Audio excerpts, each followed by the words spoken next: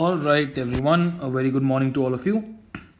So we would be continuing with the simplified demystifying NCRT series for the Russian Revolution, and in this 14th installment, we would be basically looking at how, after the Civil War, Lenin officially led the Bolsheviks to establishing a socialist regime in Russia, and how did he basically go about establishing this socialist society that he had always dreamed of, right?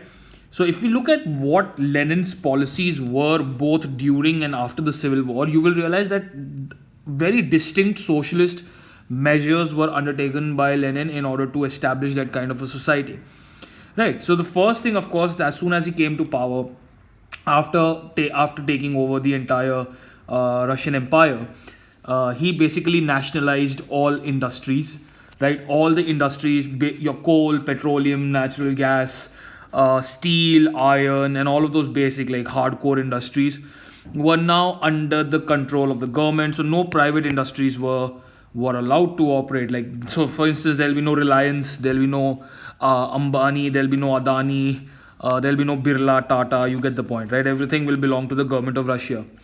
Then, of course, he nationalized all the banks. So basically, all the banks that are going to operate in Russia will be owned by the government, right? So no private banks will be allowed to operate.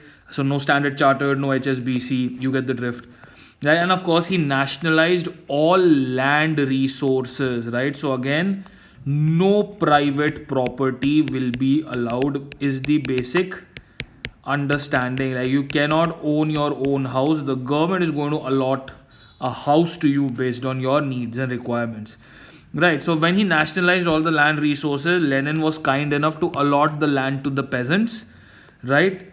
Based on their requirements. So the land was socialized, right? Of course, and now it would be under the control of the Russian government. That is, it would be under the control of the Bolsheviks. Fair enough. I think it's pretty self-explanatory. Right, now these are some of the major things that he did. Now if we actually look at the economy per se, you realize that the Russian economy was in dire straits, right? The Tsar's policies had basically wrecked industry in Russia, and since it had wrecked industry in Russia, it also meant that the economy was severely damaged, right? So he was one of the first people to actually introduce this concept of centralized planning, which is a very socialist sort of a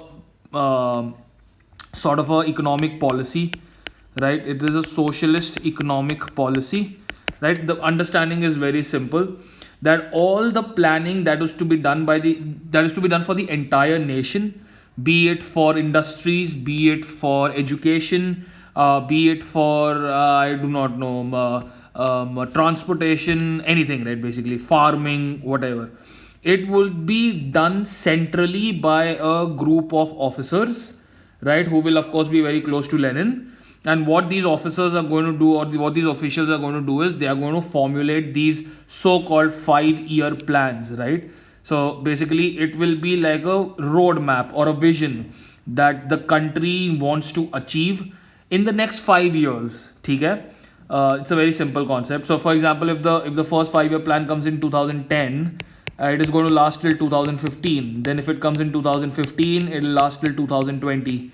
You get the drift. So on and so forth, right? So it sort of worked for these people, because you will realize that according to the data that we get, during the first 2 5-year plans, right, that is between 1927 to 1932 and between 1933 to 1938, right, there is a lot of initiative that is being taken by the Bolsheviks. So the first thing that they of course did was that they fixed the prices of all the commodities in the market, basically to ensure uniformity, and also to ensure that people are getting products at the same price across the entire country, right? Kisi ko mehenga, kisi ko sasta type. They did not really believe in that policy. They said if coal is costing 10 rupees a kilo in Moscow, it is going to cost 10 rupees a kilo in Leningrad also, that is Petrograd, right? And it will cost 10 rupees a kilo maybe in Vladivostok, say for example. Okay, so the idea was that it will help to promote uniform industrial growth, and they were not entirely wrong. It sort of worked for them, because in between these two plans, that is the data that we have from 1929 to 1933, the industrial production in Russia of the major industries, that is the oil, coal, and steel industries, these are known as the core industries, right? Okay, these are known as the core industries, right? So the production of these industries increased by 100%. That's a lot for a country which basically wasn't even sure whether industrial production is ever going to happen again or not after they were battered in the First World War, right? And since industrial production is now increasing, you have new industrial cities and ports and harbors being established. So basically it is looking good, economy is improving, things are happening good for the Russian economy. But of course, the poor working conditions still did not improve to a great extent. So the working conditions were still sad, right? Majorly because of the lack of resources, Russia was still not a very so-called advanced economy. They had just started improving. Started improving doesn't mean they've suddenly become Singapore, okay, or they've suddenly become the United States of America. The working conditions were still poor, right, to an extent that almost 550 work stoppages happened in the first year of the first 5-year plan itself. That's a lot. That's a big number, right? Again, work stoppages being in the sense in order to sort of protest against the poor working conditions. So things over there did not change. Although to Lenin's credit, he did do a couple of interesting things. And of course, we will be looking at them one by one. He did do a couple of interesting things. It's not that he completely ignored the working class, because that would have been very anti-socialist of him to have ignored the working class. Right. So let us see what are these welcome changes, as I have mentioned over here, that happened under Lenin's socialist regime. Right. So when Lenin came to power, or when the Bolsheviks finally came to power after the Civil War, they developed an extended schooling system in each village in Russia, right?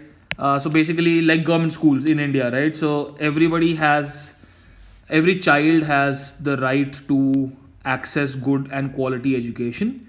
So essentially speaking, he developed this extended schooling system, which was absent up until now in Russia, right? And for the first time ever, you will realize that peasants and workers were being allowed to enroll themselves in universities. So if they had basic literacy skills, and if they wanted to study further, anything like advanced agriculture or marketing or a business or languages or whatever, of their choice, they could enroll themselves in universities and they could study free of cost. So that is a very progressive move. And of course, Lenin was one of the first people to realize that in Russia, women were sort of being left out of the workforce because they had these so-called maternal duties that they had to take care of. Basically, they had to take care of the family, the children, etc., etc., and because of which they could not contribute productively to the economy. In order to remedy this situation, he was one of the first people, and for that time it was quite a radical idea. He was one of the first people who established creches for babies, right? Where babies are taken care of for working mothers. So he established creches in factories for working mothers, which was quite progressive. So women could now come to work and they could leave their babies in these creches, and the babies would be taken care of free of cost. So that works. Then of course, very socialist thing to do would be to introduce cheap universal public health care for all, irrespective of gender, class, religion. Everybody gets cheap universal public health care, rich, poor, whoever you are, right? And then of course, model living quarters. So quarters over here means houses, ठीक है? quarter over here means houses for the workers, right? So basically, yeah, I've written over here as well that there was no concept of private property, like you could not own your own house. Okay, own your own house, right? So there was no private property. So the workers were given or allotted quarters. Okay, they were allotted quarters based on the requirement, right? Based on the requirement of their family. So if you have a bigger family, you will perhaps get a bigger quarter. If you have like two people in the family, you will of course get a smaller quarter, so on and so forth, right?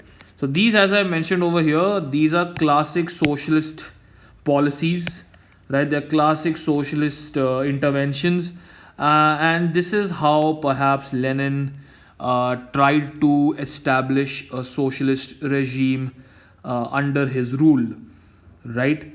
So this perhaps brings an end to this tutorial. I sincerely hope that you took some value out of it, and in the next session we will be discussing about this wonderful individual called Joseph Stalin, who is regarded as one of the biggest tyrants of the 21st century. We will see why he was called so and what exactly were his policies in Russia. So until then, please take care of yourselves. Goodbye and take care.